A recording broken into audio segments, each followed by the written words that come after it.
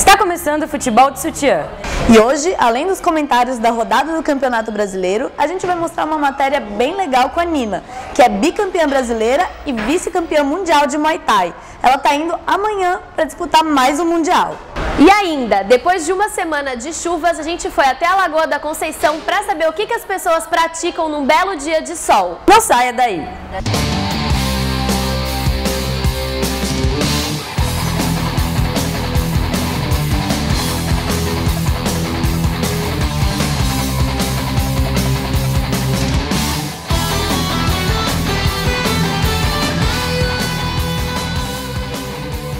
E antes de passar para os comentários, a gente gostaria de agradecer ao Pelé Arena Café e Futebol, que é esse café bacana que virou o nosso estúdio de gravações.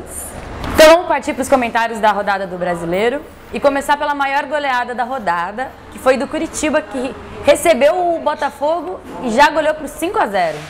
Dentro do Couto Pereira, o Curitiba tem sempre muita força. A torcida sempre incendeia o estádio e dessa vez não foi diferente. Botafogo simplesmente não jogou, né? Logo no primeiro tempo, o Curitiba já percebeu a deficiência do Botafogo e começou a chutar de fora da área. E o primeiro gol já aconteceu no final do primeiro tempo, com um cruzamento do Tcheco e um gol do Emerson. Aí, no segundo tempo, um pênalti que não existiu, do Jefferson, goleiro Jefferson, que foi convocado para a seleção, em Bill. Marcos Aurélio bateu e fez o segundo gol. Daí por diante, simplesmente, Botafogo entregou o jogo. Curitiba fez mais 3 e terminou assim, goleada do Curitiba, que subiu algumas posições, está em 9º lugar, e o Botafogo continua ali em 4º, poderia ter despontado ainda mais, perdeu a oportunidade. E o Inter goleou o Palmeiras por 3-0 e gol do Internacional já segue o nome Leandro Damião, né? Isso é a mais pura verdade. 3 gols do Inter, 3 gols do Leandro Damião. Ele foi o nome da partida, a gente nem merece falar de outros jogadores. Além do Marcos Assunção, que jogou muito bem pelo Palmeiras, como ele sempre vem jogando, o nome da partida é só Leandro Damião. Ele, com 3 jogadas, 3 aparições super simples, sem firula, ele fez os 3 gols do Inter e matou o Palmeiras dentro de casa. E o Palmeiras, jogando nos seus domínios, armou um time fechado para conter, justamente sabendo, né, que o Internacional é um time bastante ofensivo. O Filipão armou o Palmeiras fechado para conter os ataques do Inter, mas não adiantou. O Inter esperou as 3 bobeiras do Palmeiras e nas 3 bobeiras ele foi fatal.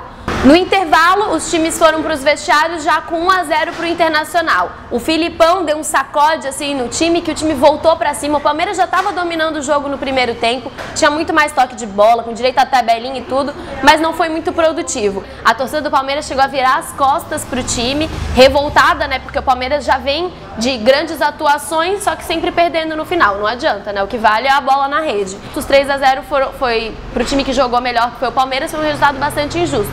Mas acabou assim, Palmeiras está em 8º lugar e o Inter logo acima em 7º. E o Corinthians tá dando muita sorte, né? Só não perdeu a liderança ainda porque os outros times estão ajudando bastante. Realmente o Corinthians tem mais sorte do que competência. Com 2 times com chance de assumir a liderança, continuou na ponta. O São Paulo perdeu para o Grêmio por 1-0 e o Vasco empatou. Mas partindo ali para o jogo mesmo, o jogo começou bem aberto, os 2 times buscando o ataque. O Corinthians com mais dificuldade no meio-campo, não conseguia chegar ali infiltrar no meio-campo, chegar no gol. E o Alex, que é o homem ali do meio de campo, que vinha entrando muito bem nos jogos, quase não foi falado o nome dele. O gol do Fluminense saiu numa cobrança de falta do Fred, que deu muita sorte. A bola desfiou no Ralf, que estava na barreira, e enganou completamente o goleiro Júlio César, que ficou muito bravo. Com essa vitória, o Fluminense assume a 5ª posição, ultrapassou o Flamengo e o Corinthians continua lá na ponta com uma certa sorte. Ele vem oscilando ali, ganha uma, perde a outra e sempre contando com muita sorte, porque os times que estão ali próximos, quando ele perde, todo mundo perde também.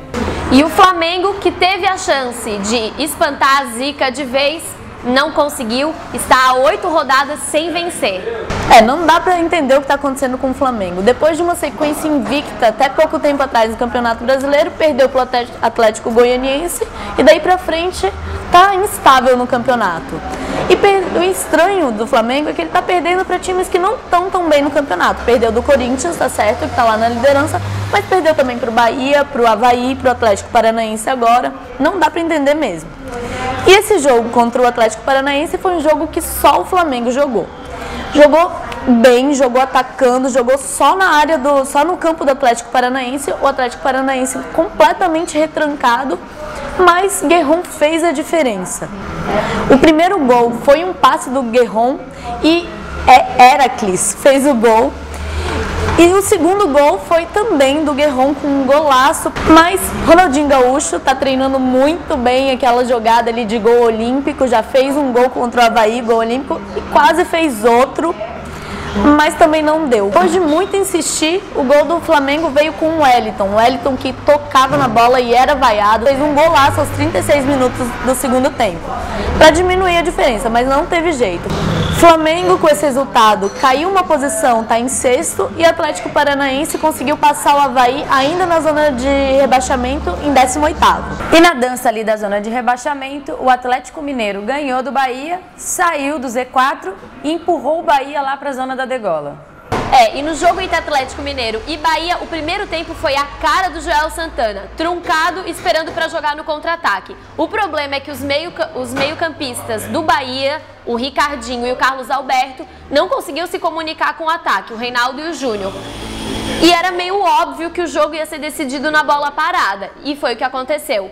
Num pênalti em que o Paulo Miranda foi expulso, o Atlético Mineiro abriu o placar com o Magno Alves. O Atlético Mineiro voltou com outra postura no segundo tempo, muito mais leve, tocando muito mais a bola. E foi assim que saiu mais um gol do Atlético Mineiro com o Magno Alves, que fez 2-0. O Bahia não teve poder de reação e assim terminou o jogo. Os dois times trocaram de lugar, fizeram ali a dança das cadeiras. O Atlético Mineiro saiu da zona de rebaixamento, está agora em 16º, e o Bahia caiu para 17º. E o São Paulo perdeu a chance mais uma vez de assumir a liderança, perdendo de 1-0 do Grêmio.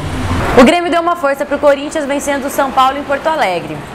O São Paulo começou, o jogo foi depois do jogo do Corinthians, sabia que poderia assumir a liderança nessa partida. Então isso pode ter causado uma certa ansiedade nos jogadores. Deu pra ver isso numa falha do Rogério Ceni, que ele foi repor a bola, bateu no jogador do Grêmio e quase marcou um gol. O jogo começou bem truncado, não teve muitos passes certos, foi um jogo bem enrolado ali no meio de campo. O Grêmio teve um gol anulado, o André Lima chutou, a bola foi passando, entrou no gol do Rogério Ceni, mas o centroavante estava impedido. O São Paulo teve um gol anulado, o Casimiro marcou, mas o árbitro marcou falta no lance anterior do próprio Casimiro no Adilson. O Grêmio viu que estava sofrendo uma pressão, reagiu e o Júlio César fez uma ótima jogada pela lateral esquerda, tocou para o Douglas, que bateu de primeira e marcou o gol para o Grêmio. Com a derrota, o São Paulo perdeu a chance de assumir a liderança e caiu para a 3ª posição. E o Grêmio deu um salto, que estava liberando a zona de rebaixamento, e agora ocupa a 12ª posição. E na vitória do Santos sobre o Cruzeiro por 1-0, a gente teve a arbitragem mais duvidosa da rodada. Só no primeiro tempo foram 3 gols do Santos, mas apenas um valeu. E os 2 impedimentos marcados de forma errada. Borges, o artilheiro do campeonato, marcou o segundo gol que valeu aos 12 minutos do primeiro tempo.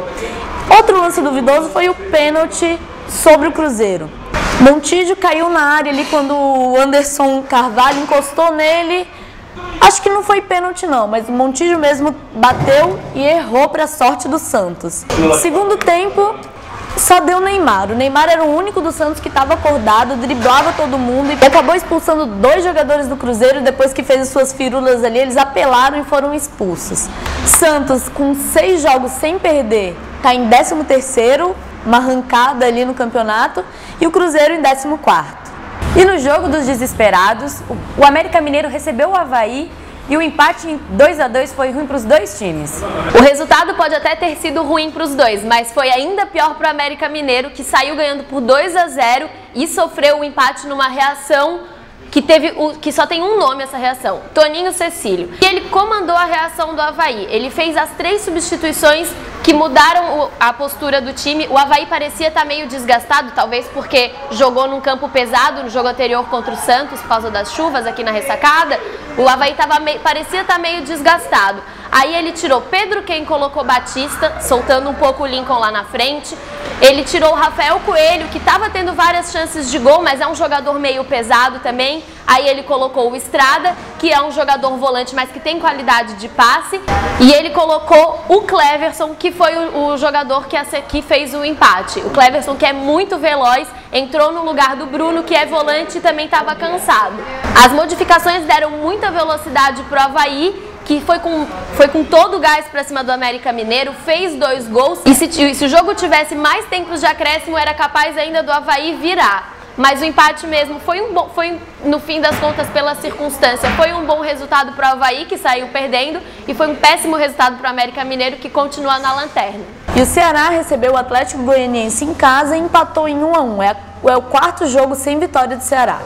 O Ceará jogando em casa tinha o dever de começar pressionando. O técnico Mancini mexeu no time, saiu do 4-4-2 e foi pro 3-5-2. Foi tanta pressão do Ceará que o Atlético Goianiense só chegou com perigo de gol aos 24 minutos do primeiro tempo.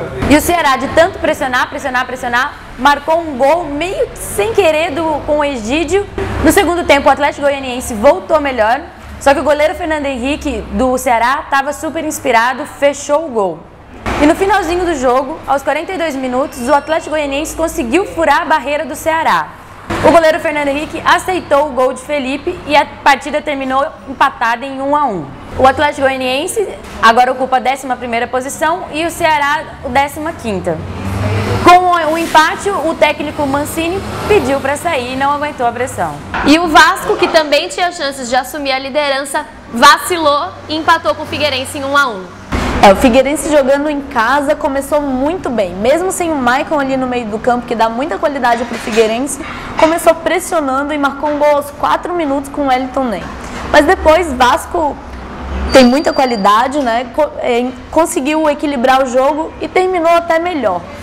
Mas o ponto fraco da partida foi o árbitro Nielsen Nogueira Dias, aspirante à FIFA, que foi muito confusa a arbitragem dele. Ele marcava para um lado, apontava para o outro, depois trocava, foi muito confusa mesmo. E com a arbitragem confusa, o assistente marcou 2 impedimentos para os gols do Vasco. O primeiro gol foi impedido de forma errada, foi gol legítimo, e o segundo, que o Diego Souza pegou ali com a mão, falta marcada certo. Mas o gol do Vasco saiu com uma falha do Wilson e da zaga do Figueira, que ficou esperando a bola cruzada passar. Mas o Wilson, depois, no finalzinho do jogo, aos 46 do segundo tempo, se redimiu e fez a defesa que salvou o Figueirense de perder o jogo. Com esse resultado, o Figueirense caiu uma posição, foi para 10º, e o Vasco perdeu a chance de assumir a liderança e está em 2º lugar. E não saia daí que no próximo bloco tem uma matéria sobre o Muay Thai e uma cobertura especial sobre os esportes praticados num dia de sol na Lagoa da Conceição.